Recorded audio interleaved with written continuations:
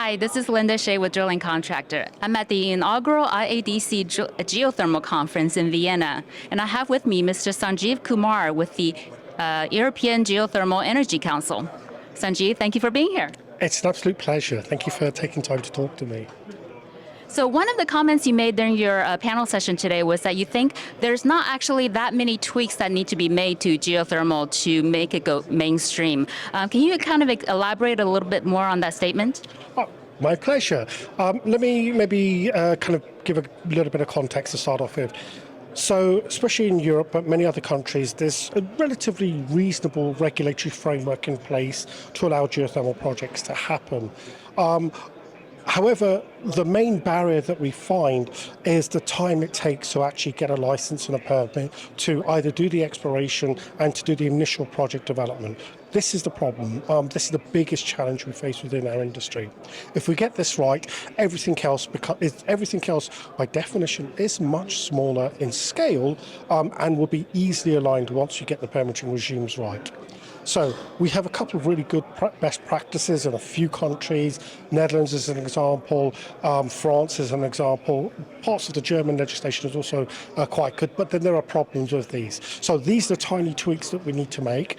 And luckily, in the European context, we have all of the energy ministers in Europe, the entire European Parliament, and now the Commissioner for Energy for the European Commission, very clearly laser focused on getting the permitting regimes right for geothermal in this broader geothermal action plan, which we expect to see sometime next year between January and February 2026. So this is the opportunity to get what we need done. But once we have the permitting regime right, then everything else is secondary to it. Getting the business model standardized, working on kind of developing the pool of skilled engineers to develop the projects. We have a lot of customers who want to invest in geothermal. We have a lot of suppliers who want to supply geothermal. Just getting that permitting right, getting that business model right, those are the only two things that we need to focus in on. So we know what the end of the race looks like, and it's just a case of getting there as quickly as we can. Now, from your experience, do the policymakers here in Europe view geothermal energy as maybe as important as other renewable sources like wind or solar, and why or why not? Okay, fascinating question. What we've seen over the last couple of years is a change in the way in which geothermal is viewed alongside wind and solar.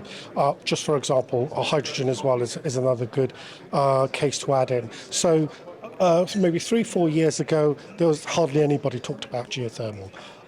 Now, when you have major political groups, for example, in the European Parliament, who have said we want wind, solar, hydro and geothermal policies and regulations, this is now standardised roughly around nearly half of the European Parliament recognises that geothermal needs to be there. The Commission is talking about it. For example, the President of the European Commission, Ursula von der Leyen, kicked off this year by going to Davos and saying we need to diversify our support for renewables by looking at geothermal, for example. So you can start to see we're moving up the political radar.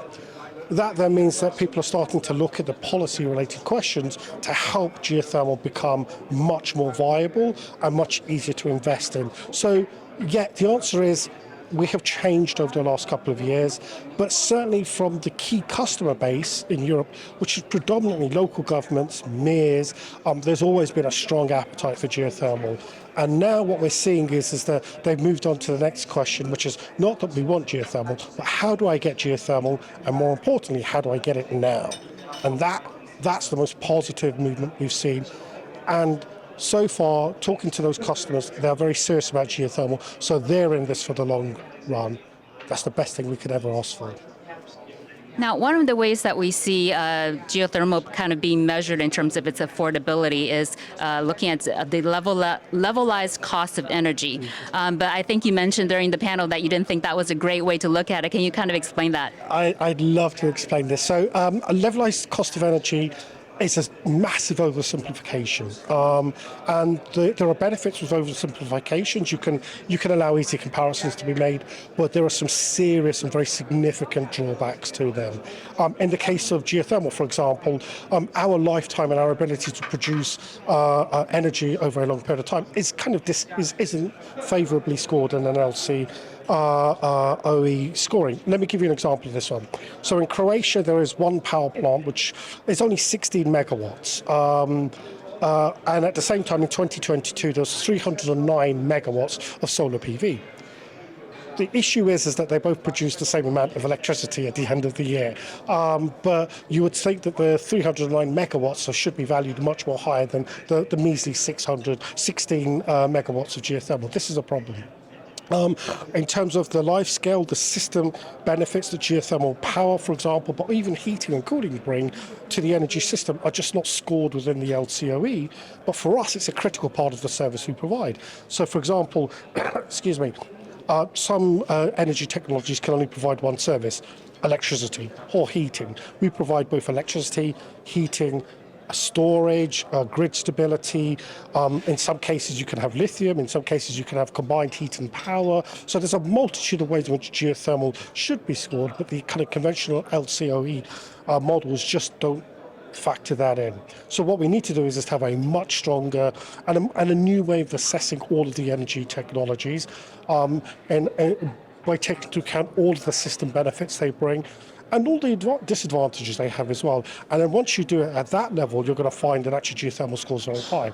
I mean, there's another thing missing from the LCOE models at the moment, is around environmental impact. So, for example, the reason why environmentalists like geothermal is because we have the least environmental impact for the amount of energy that we produce.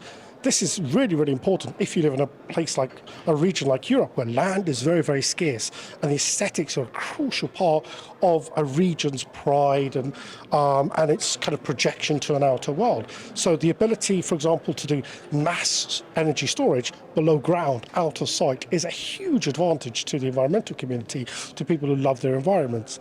It's a huge disservice to the geothermal industry because we live in a world where everything is visual, so if you cannot be seen, then you don't exist. And this is our problem. We need to work out how we address that. But yes, this is a really very valuable asset, and we need to put a financial price on this to allow the modelers to recognise this when they're looking at what are the best energy technologies to invest in.